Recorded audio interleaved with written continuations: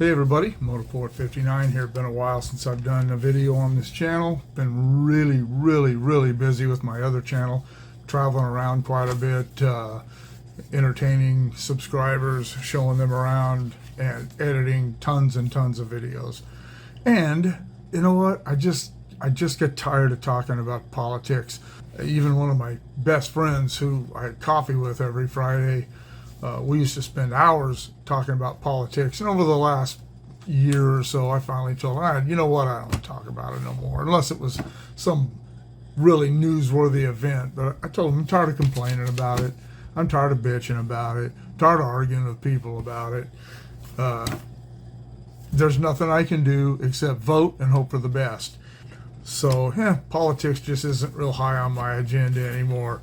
That doesn't mean I don't still want to rant and rage and shower my opinion upon people, because I do. I just don't have a lot of time for it anymore.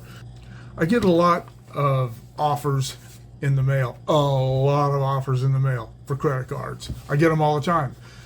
I don't check the mail. That's my wife and daughter's job. They enjoy checking the mail. There's nothing generally in the mail that interests me. All of my bills are paid online, so there's nothing in the mailbox for me unless somebody happens to send me some money, which just doesn't happen very often. But anyway, I get these credit card offers, and I would probably say over the last 12 months, hundreds of them. I just throw them. I see they're from a credit card company, and I just throw them away. I have 2 credit cards. I only use one of them on a regular basis. The other one I use every once in a while just so they don't close the account. And I have a pretty good credit score. It's funny. I paid off my house in 2020, and my credit score dropped 30 points. Can you believe that? I didn't have a car payment. I didn't have a bike payment. I didn't have any debt at that time. I didn't even have any credit card debt when I retired. And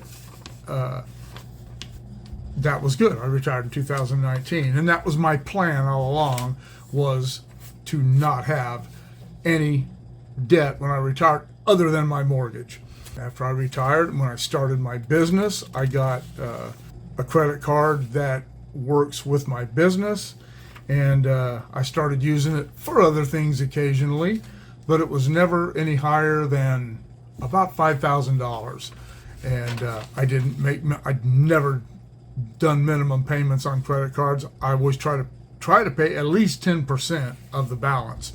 But sometime back, the credit card I have is from my bank, the one that I use relatively regularly, somewhat regularly.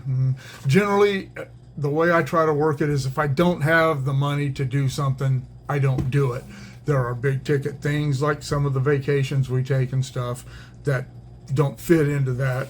But I did run that up to, I actually think it was about $6,000, which annoyed me that I let it get that high.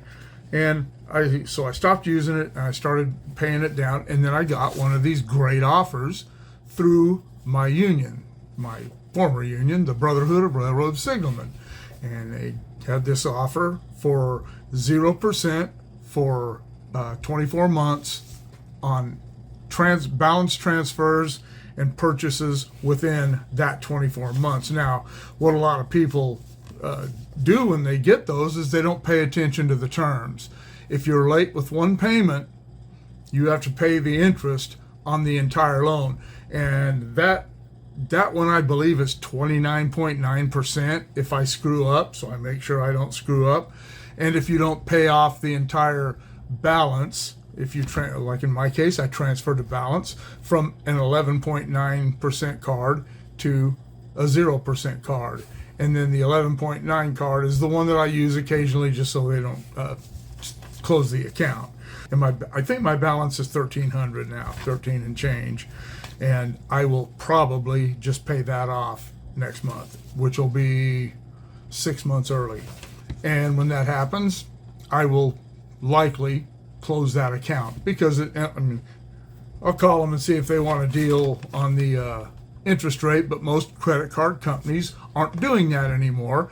And I'm going to get into the reasons they don't do that anymore in just a minute.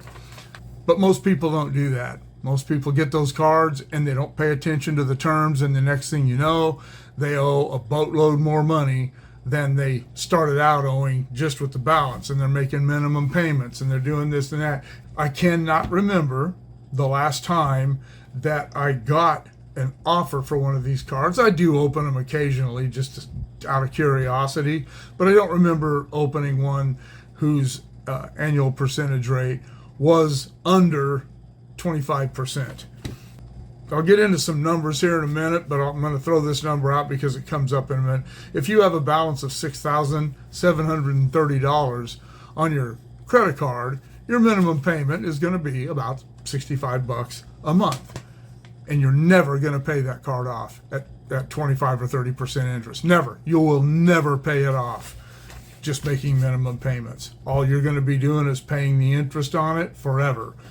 And they tell you right on the terms of the card, if you pay just the minimum payment, you're going to pay X amount of money and it's going to take you X amount of years. If you pay even just a little bit more, makes a difference. And I don't have one of those things in front of me, but if you pay, say, like I do, 10% of the balance, you're going to save a lot of money.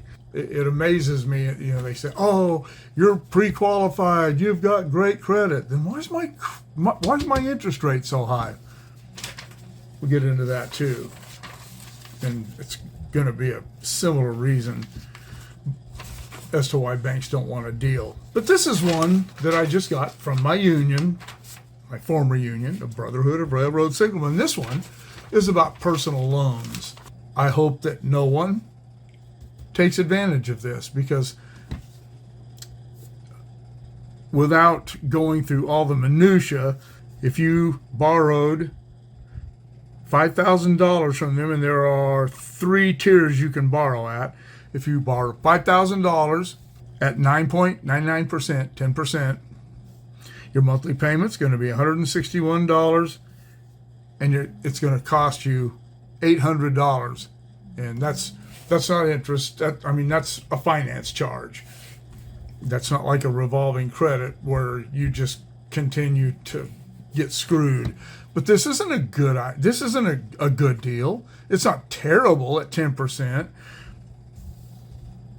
But if you get $5,000, and that's 36, that's a 36-month loan. 36 months at 12.9, your monthly payment is $168, and it's going to cost you $1,064.04 in finance charges for 36 months. For 48 months, $1,437, and for 60 months, $113 a month. I'm seeing people think, oh man, that sounds great. That'll help me. I can get this loan because I owe somebody $4,900 and I'll get this loan. But they don't realize it's going to cost them almost $2,000, $1,824.39 to borrow $5,000. But yeah, these numbers, you can see that this right here has all these figures on it and how much it would cost you to borrow a specified amount of money for a specified amount of time at a specified interest rate. As of right now, or well, at the end of the first quarter of 2025, American credit card debt was at $1.18 trillion, which was down from the fourth quarter of 2024 when it was $1.21 trillion. So it did come down a little bit. And that represents a significant portion of American household debt, which is now at $18.2 trillion. And credit card balances are up $255 billion over what they were at the end of the fourth quarter in 2019 at pre-pandemic levels. And I did a video sometime back about this same subject, about credit card balances, and how they were being used, and why people didn't really seem to care about inflation or gas prices or any of that. They just kept blowing money, and that they were blowing money they didn't have, and money that many of these people will never, by design in some cases and just by circumstance in others, they'll never pay this off. It's not like national debt, but it stagnates the economy. It really, that hits the economy. People, they don't think about that. Here, let's go on this trip to Asia. Let's go on this, let's go buy this, let's go buy that. Let's go buy a boat with a credit card.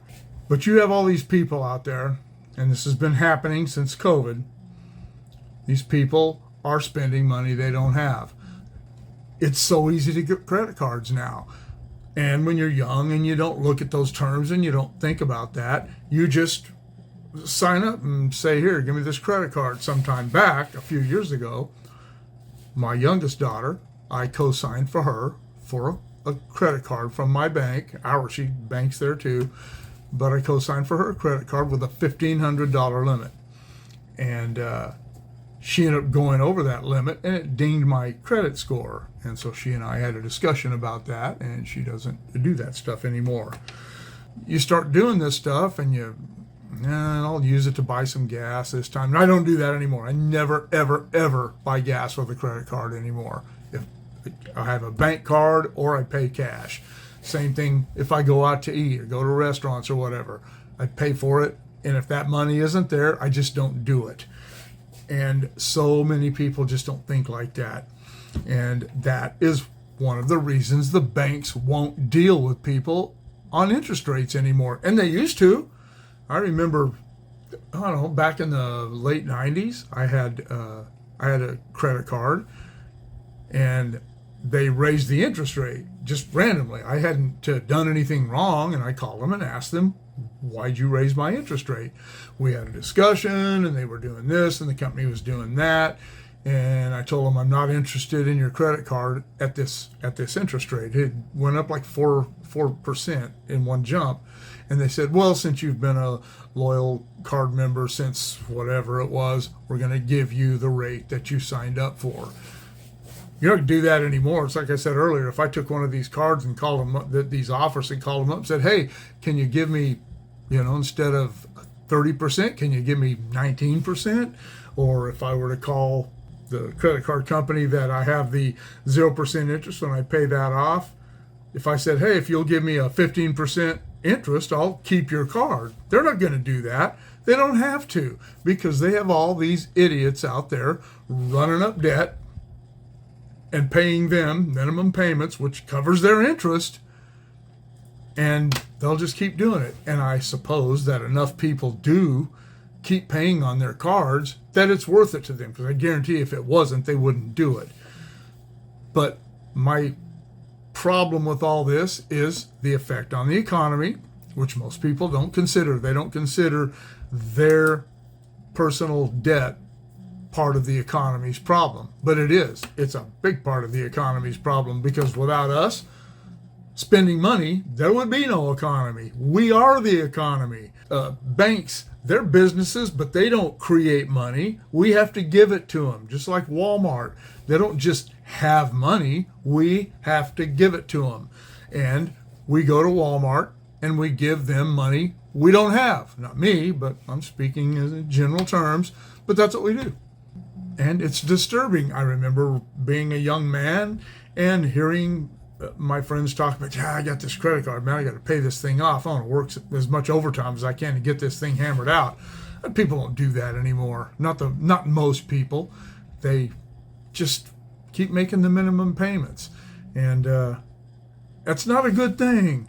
And it bothers me that so many credit card issuers, whether they're banks, I guess they're all banks. I don't know. I'm not a finance guy, but I understand the economy and how debt hurts the economy. Just like our national debt hurts our credit rating as a country and hurts our country's economy with inflation, personal debt harms us, and we end up harming the economy.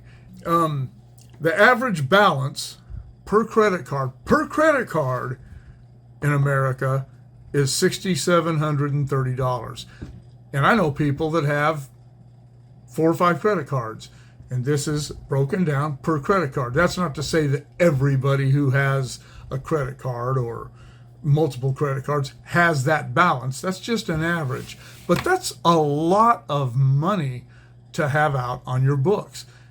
Everybody knows somebody who's good with money. Everybody knows somebody who has good financial advice, but people don't seek it. They want things, they get things, they don't care about the consequences.